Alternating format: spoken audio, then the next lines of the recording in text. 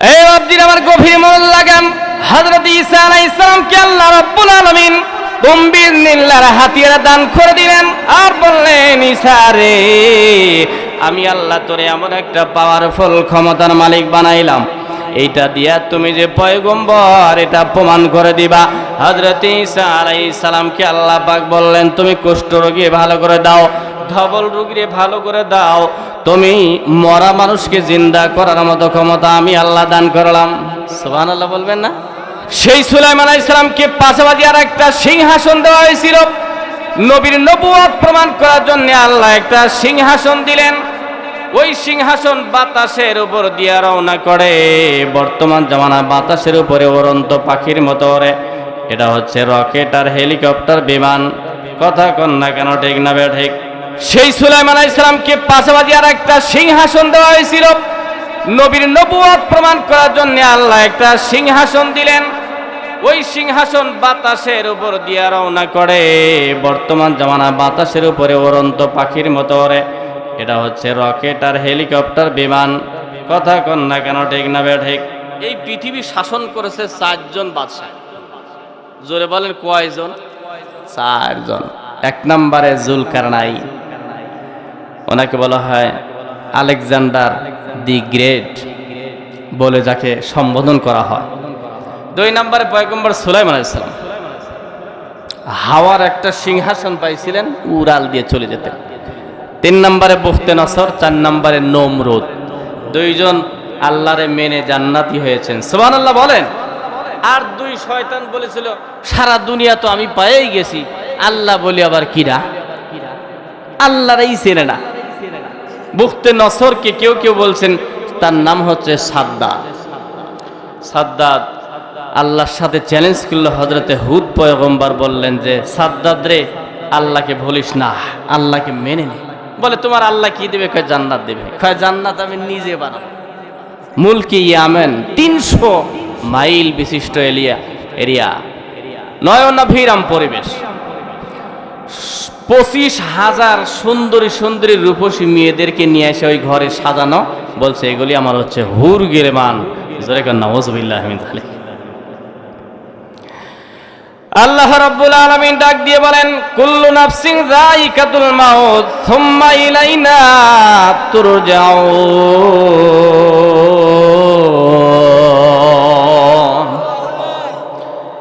আমার কাছে ফিরে আসা লাগবে রে বান্দা, ভাবিস না, ছেড়ে দিলাম। ওই যে আমরা ছোট্টবেলায় ঘুড়ি বানাইছি, লাটাই থাকে আমাদের হাতে, ঘুড়ি থাকে আকাশ পানে, ওই একবার এদিকে যায় একবার ওদিকে যায়, ও ঘুরে ঘুরে বলে, এ রাজপ্রাসাদ, এ সাজানো বসুন্ধরা, গোটা পৃথিবীর মালিকানা মনে হয় আমারই। কিছুক্ষণ পরে টান মারলো, চলে আসলো। আল্লাহ বলে, সুম্মা ইলাইনা তুরজাউন, আমার কাছে আসতে হবে, কবরে ঢুকতে হবে, ইসরাফিলের ফু দিয়ে দুনিয়া শেষ করা হবে, আল্লাহর সামনে হাজির হয়ে যাওয়া। চিৎকার করে বলেন আল্লাহু আকবার।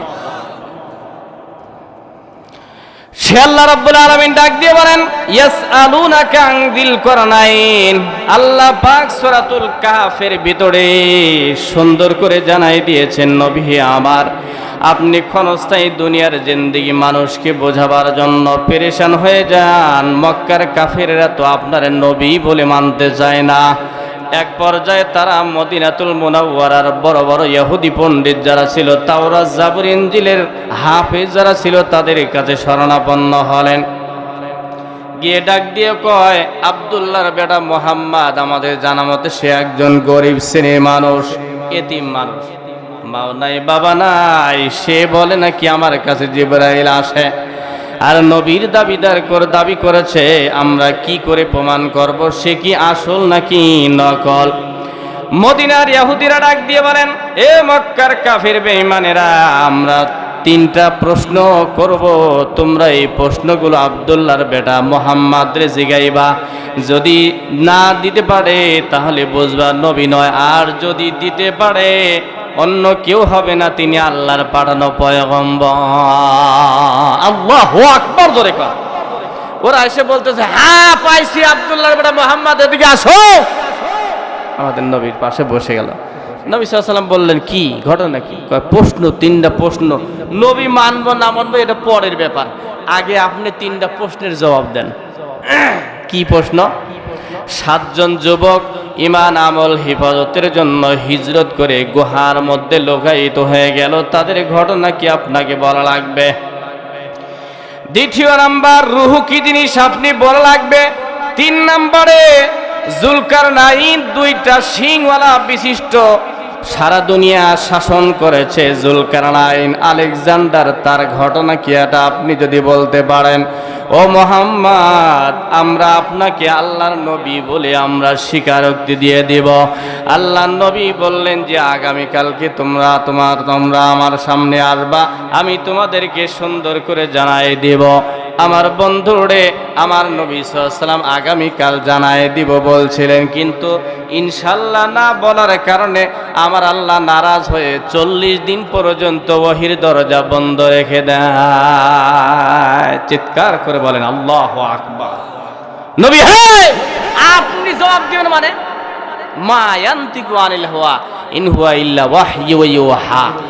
মুহাম্মদ হরগিজ না গুফতা, তা না গুফতা জিবরাইল, জিবরাইল হরগিজ না গুফতা, তা না গুফতা জিবরাইল, জিবরাইল হরগিজ না গুফতা, তা না গুফতা রব্বুল জলিল। আল্লাহু আকবার, জোরে কর। আবার বাপজি, আবার গভীর মনোযোগ লাগান। আমার নবী ততক্ষণ বলতে পারেন না যতক্ষণ না জিবরাইল না বলে, আবার জিবরাইলও ততক্ষণ বলতে পারেন না যতক্ষণ না আমার আল্লাহ বলায়। আমার আল্লাহ বললে জিবরাইল বলতে পারে, জিবরাইল বললে আমার নবী বলতে পারে। নবী তো ইনশাআল্লাহ বলতে ভুলে গেলেন, যার কারণে তিনার উপরে ওহী আসা বন্ধ হয়ে গেল। 1 দিন 2 দিন 40 দিন পর্যন্ত ওহীর দরজা বন্ধ হয়ে গেল। আবু জেহেল সহ এসে ডাক দিয়ে কয়, মুহাম্মদ তোমার ফুটানি শেষ, তুমি আসল নবী নয়, তুমি ভণ্ড। আমার আল্লাহ ডাক দিয়ে কয়, আমার নবী তো ভণ্ড নয়, 40 দিন পরে প্রমাণ হবে আমার মুহাম্মদ আমি আল্লাহর পয়গম্বর। আল্লাহু আকবার, জোরে কর। আল্লাহ পাক জিবরাইলকে বললেন, যাও, আমার নবী খুব পেরেশান, এত পেরেশানি হয়েছে, জীবনে এত পেরেশান আর হয়নি। কাফেরেরা বলল আগামীকালকে বলবো, তাও প্রমাণ করার জন্য আসছে উনি আসল না ভুয়া। এই প্রশ্নের সম্মুখীন 40 দিন জবাব দিতে পারে না, কতটা পেরেশান। সূরাতুল কাহাফ 15 নম্বর পারা, 18 নম্বর সূরা, 15 পারা 16 পারার ভিতরে ঢুকে গেছে। বিরাট বড় সূরা, গুহাবাসীওয়ালা সূরা নামে নাজিল করে আল্লাহ সব জবাব দান করলেন। চিৎকার করে বলেন মারহাবা। এটাও জানালেন, নবী হে কেন নাজিল করলাম না 40 দিন, আপনি কি জানেন? ওই যে ইনশাআল্লাহ বলতে ভুলে গিয়েছিলেন। এখন আপনারা বলেন ইনশাআল্লাহ বলার দরকার আছে? পিছনে ভাইরা আছে? এক লোক অনেক টাকা পকেট ভর্তি করে নিয়ে কুরবানির গরু কেনার জন্য হাটে রওনা করছে। তো লোকেরা জায়গায় কিও রোববারে হাটের দিকে ছুটে রওনা করছে, কয় গরু কিনবো, কে কোরবানি। কয় ইনশাল্লাহ বলা লাগে না। কয় কিসের ইনশাল্লাহ, টাকা বুঝাই করা আছে। হায় আল্লাহ, কিছুক্ষণ পরে টাকা চুরি হয়ে গেছে। কি হয়েছে? চুরি হয়ে গেছে। কিনাও হইল না, কোরবানিও হইল না, কিছুই হইল না। ফিরবার পথে যে জিগায় সেই লোকের প্রশ্নের জবাবে কয় ইনশাল্লাহ টাকা চুরি হয়ে গেছে। তো ইনশাল্লাহ এটা আগে বললে না উপকার হয়তো, কথা কারণ ঠিক না? ঠিক। অতীত যেটা হয়ে গেছে আলহামদুলিল্লাহ, সামনে যেটা আসবে আমরা কি বলতে হবে? আগামীকালকে আপনাকে টাকা দিব, কি বলতে হবে বলেন তো? জোরে কয় না, কি বলতে হবে? ইনশাআল্লাহ। আর যদি ভালো চমৎকার একটা কাজ দেখেন, মাশাআল্লাহ, আশ্চর্য কাজ দেখলে বলতে হয় সুবহানাল্লাহ। তার চেয়ে বিশাল বড় কাজ দেখলে চিৎকার করে বলতে হবে আল্লাহু আকবার। এই আকাশ বড়, জমিন বড়, এখানে বলতে হয় আল্লাহু আকবার, মানে এর থেকে আমার আল্লাহই বড়। চিল্লায় কারণ ঠিক কিনা? তো জিবরাইল এসে, নবী আপনি ইনশাআল্লাহ বলেন, এটা করছেন কে? আপনি বলবেন মানে আপনি কিচ্ছু বলতে পারেন না। সে আল্লাহ রাব্বুল আলামিন ডাক দিয়ে বলেন, ওয়া মা ইয়ানতিকু আনিল হাওয়া ইন হুয়া ইল্লা ওয়াহয়ু ইউহা।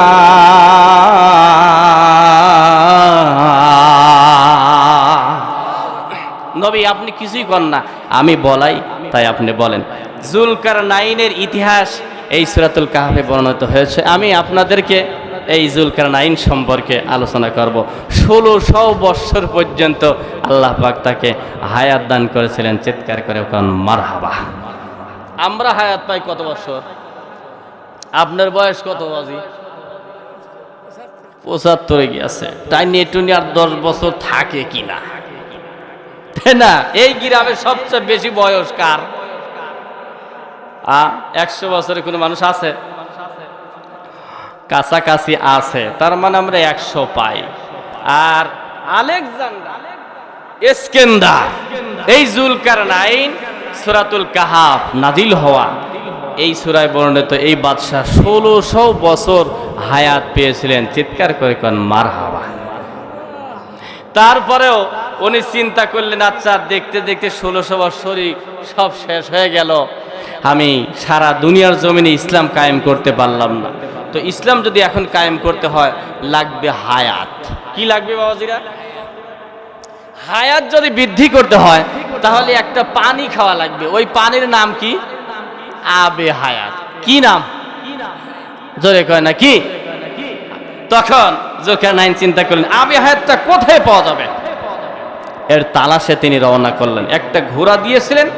এই ঘোড়া আল্লাহ পাক প্রতিটা নবীদেরকে এক একটা মুজিজা দান করেন। যেমন সুলাইমান আলাইহিস সালামকে আল্লাহ পাক একটা আংটি দিয়েছিলেন, হাতের মধ্যে আংটি থাকে। এই আংটি যখন পরে দেওদস্যু জিন পড়ি তার সব গোলাম হয়ে যায়, সেটার কারণে সে কাম সমাধা করে নেয়। জোরে কোন সুবহানাল্লাহ। সেই সুলাইমান আলাইহিস সালামকে পাশাপাশি আর একটা সিংহাসন দেওয়া হয়েছিল। নবীর নবুয়ত প্রমাণ করার জন্য আল্লাহ একটা সিংহাসন দিলেন। ওই সিংহাসন বাতাসের উপর দিয়া রওনা করে। বর্তমান জামানা বাতাসের উপরে উড়ন্ত পাখির মতো ওড়ে।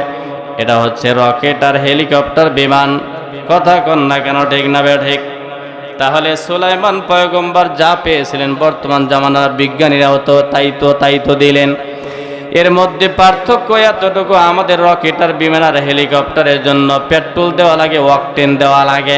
কিন্তু পয়গম্বর সুলাইমানকে আমার আল্লাহ তাআলা যেই সিংহাসন দান করেছিলেন, তেলও লাগে না, পেট্রোলও লাগে না, অকটেন ছাড়া এই বাতাসের গতিতে বাতাসের উপরে ভর করে তিনি রওনা করতেন।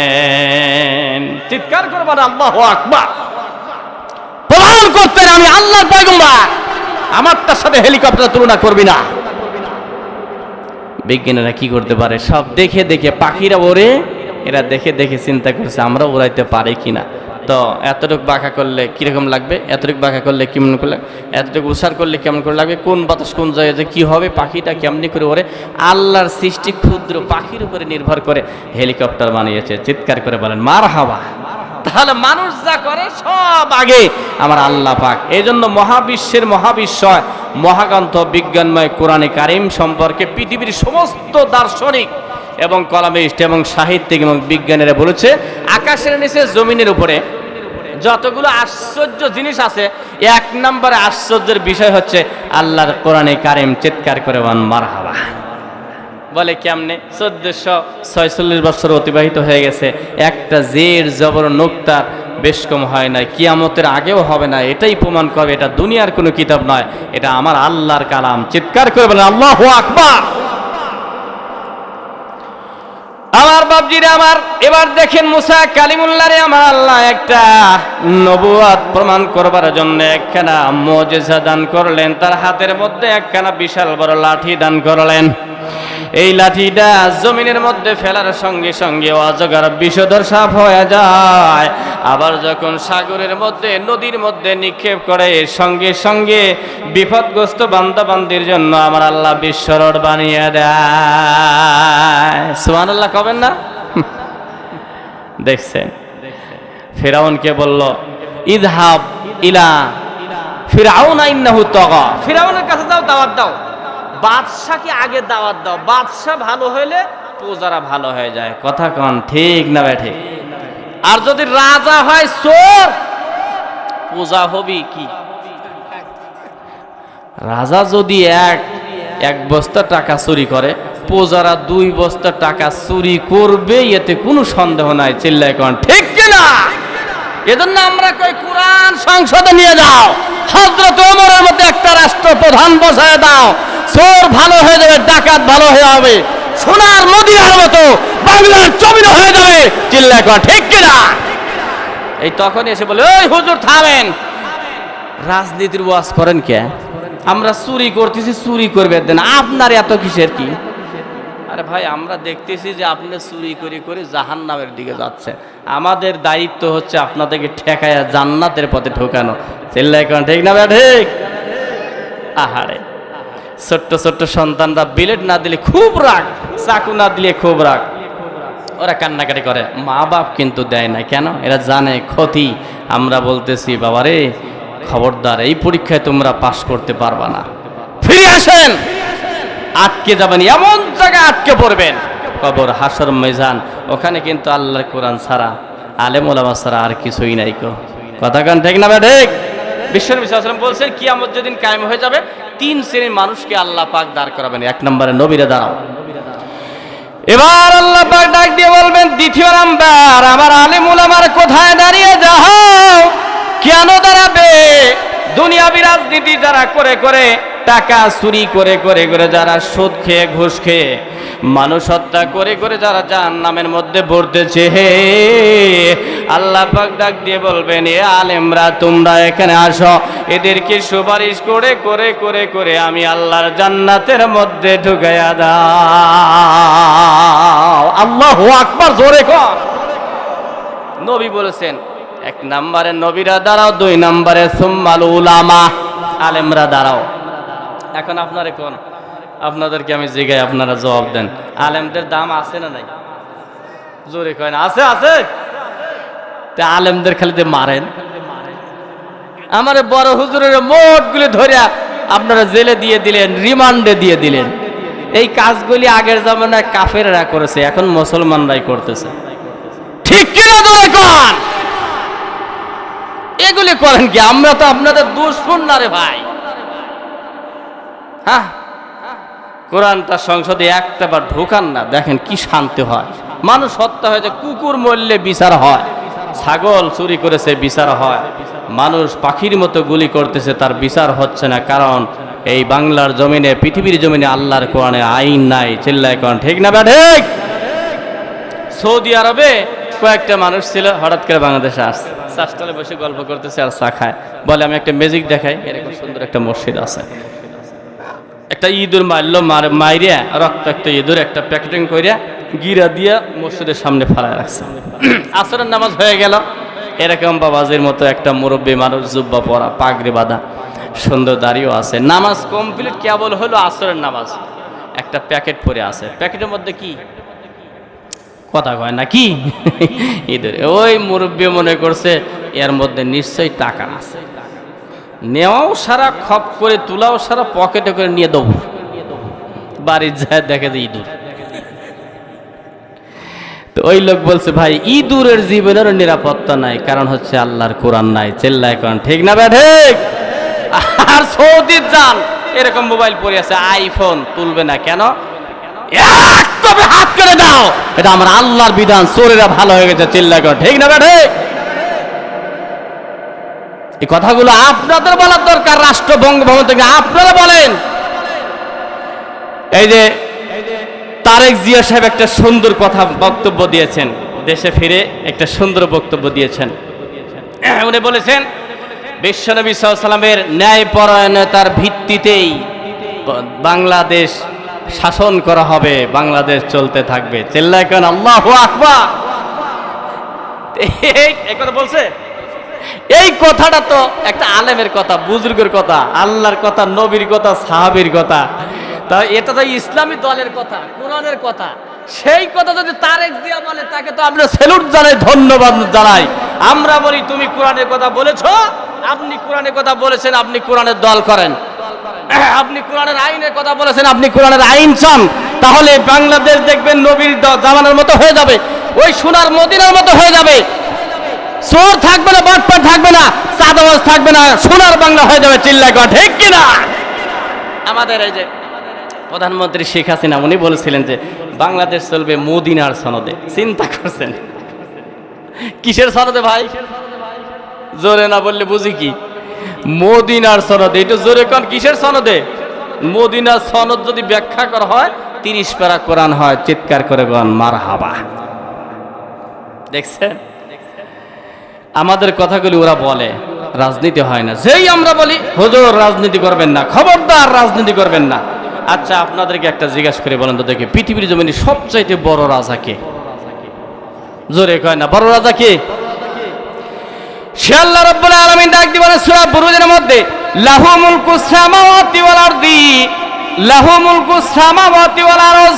আল্লাহ রাব্বুল আলামিন ডাক দিয়ে বলেন বান্দারে, আমি আল্লাহ আসমানের রাজা। মুলুক, মুলুক মানে হচ্ছে রাজ্য, রাজা ধীরাজ। আমি আল্লাহ দুনিয়ার রাজা, আমি আল্লাহ আখিরাতের রাজা, আমি নভমণ্ডলের রাজা, আমি ভূমণ্ডলের রাজা, আমি আল্লাহ সব রাজার রাজা, মহারাজা। আমি আল্লাহর চাইতে বড় কোনো রাজা নাই। চিৎকার করে বলেন আল্লাহু আকবার। আমরা জানি রাজার একটা নীতি থাকে, বাংলাদেশের রাজার একটা নীতি আছে, এর নাম সংবিধান। আল্লাহ পাক ডাক দিয়ে বলেন আমিও যেহেতু বড় রাজা, আমার একটা সংবিধান আছে। আমি আল্লাহ পাকের সংবিধানের নাম হলো আল কোরআন। এই কোরআনে কারিম দ্বারা যারা সমাজ চালাবে, ব্যক্তিগত জীবন চালাবে, যারা রাষ্ট্র চালাবে, যারা আইন নেবে এই কোরআনে কারিম থেকে, আল্লাহ পাক ডাক দিয়ে বলেন ইন্নাল্লাযীনা আমানু ওয়া আমিলুস সালিহাত লাহুম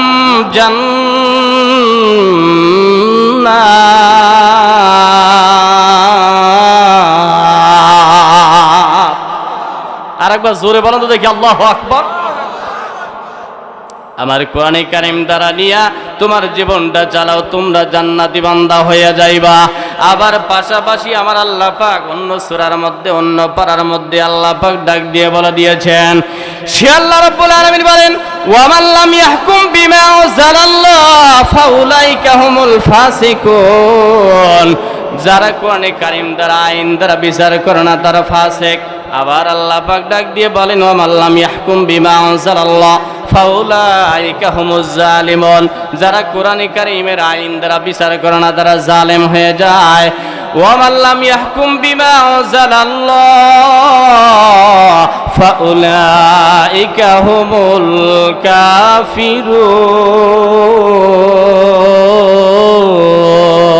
কাফিরুন। কোরআন দ্বারা বিচার করে না, 1 নম্বরে ফাসিক, 2 নম্বরে জালেম, 3 নম্বরে কাফের। আর যারা কোরআন মাইনে চলে তারা আল্লাহর বেহেশতি বান্দা হয়ে যায়। চিৎকার করে বলেন মারহাবা।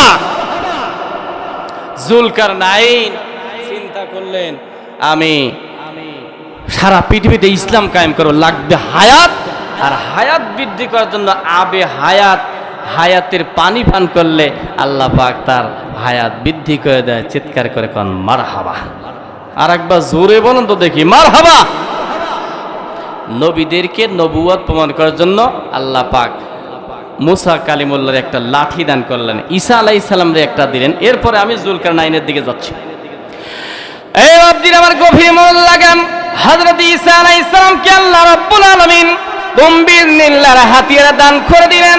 আর বললেন ঈসা রে, আমি আল্লাহ তোরে এমন একটা পাওয়ারফুল ক্ষমতার মালিক বানাইলাম, এইটা দিয়া তুমি যে পয়গম্বর এটা প্রমাণ করে দিবা। হযরত ঈসা আলাইহিস সালামকে আল্লাহ পাক বললেন তুমি কুষ্ঠরোগী ভালো করে দাও, ধবল রোগীরে ভালো করে দাও, তুমি মরা মানুষকে জিন্দা করার মতো ক্ষমতা আমি আল্লাহ দান করলাম। সুবহানাল্লাহ বলবেন না? আমার দাদাই মরে গেছে, বাবাই মরে গেছে মনে করেন, এখানে ঈসা আলাইহিস সালাম দাঁড়ায় বলতেন কুম বিইজনিল্লাহ। গোরস্থানের পাশে দাঁড়ায় এই কথা বলার সঙ্গে সঙ্গে ওই মুর্দা মানুষ জিন্দা হয়ে ঈসা আলাইহিস সালামের সামনে দাঁড়িয়ে যেতেন। চিৎকার করে বলতে হবে মারহাবা। দাউদ আলাইহিস সালামকে আল্লাহ তাআলা চমৎকার কণ্ঠ দিয়েছিলেন। এই কণ্ঠ পাখিরা স্তব্ধ হয়ে যেত, বাতাসের গতি বন্ধ হয়ে যেত, নদীর স্রোত স্টপ হয়ে যেত। আল্লাহু আকবার বলবেন না? কি কণ্ঠ দিয়েছিলেন! সেই জামানার ভিতরে মানুষেরা গায়ক ছিল, শিল্পী ছিল, কণ্ঠ দিয়া সকলেই বলতে পারলে এই গায়কের সাথে সুন্দর করে কবিতা আবৃত্তি করে তোমরা গান বাজনা করো অথবা কণ্ঠ শোনাও। এরকম করে করে প্রতিযোগিতা করার মধ্য দিয়ে আমার আল্লাহ পাক বললেন দাউদ রে, জমিনের মধ্যে আমি আল্লাহ তাআলা তোমাকে বাদশাহিত্ব দান করলাম, অপরদিকে আমি আল্লাহ তোমার নবী বানায় দিলাম।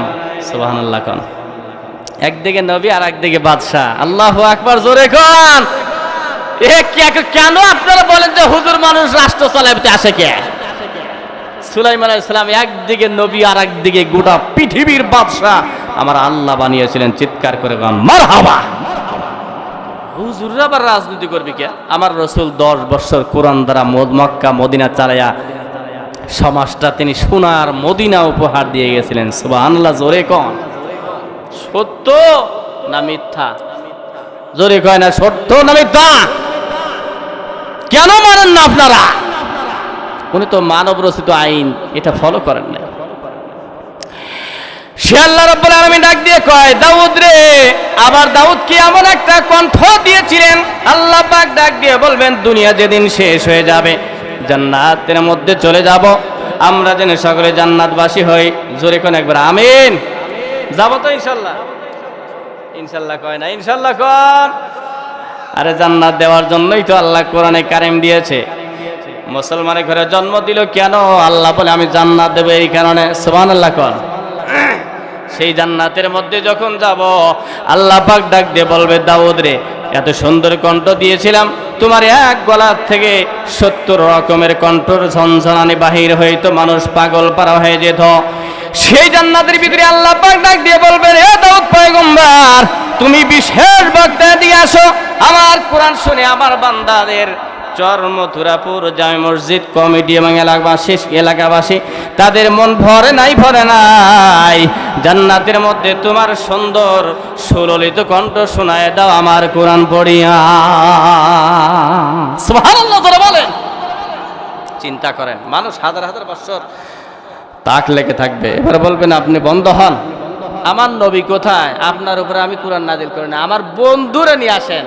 বন্ধুর চেয়ার 1 নম্বরে সভাপতি আল্লাহ, 2 নম্বরে প্রধান বক্তা আমার নবী রাসূলুল্লাহ হাবিবুল্লাহ, 3 নম্বরে দাউদ পয়গম্বর, আর ওই স্টেজেই থাকবে 1,24,000 পয়গম্বর, আর প্যান্ডেলে আমরা পৃথিবীর যত ইমানদার বান্দারা। সুবহানাল্লাহ বলে কোন কেমন লাগবে? আল্লাহু আকবার। প্রথমে দাউদ, এরপরে আমার নবী, এরপরে আল্লাহ বলবে আমি একটুখানি শোনাই। সূরা রহমানের তিলাওয়াত আমার আল্লাহ যখন করবে, মানুষ বলবে আল্লাহ আরো শুনবো, আরো শুনতে চাই, আরো শুনতে চাই। কোটি কোটি বছর কেটে যাবে, মুগ্ধ মনে শুনতে থাকবে, এরপরে বলবে আল্লাহ আরো শুনতে চাই। চিৎকার করে বলে আল্লাহু আকবার।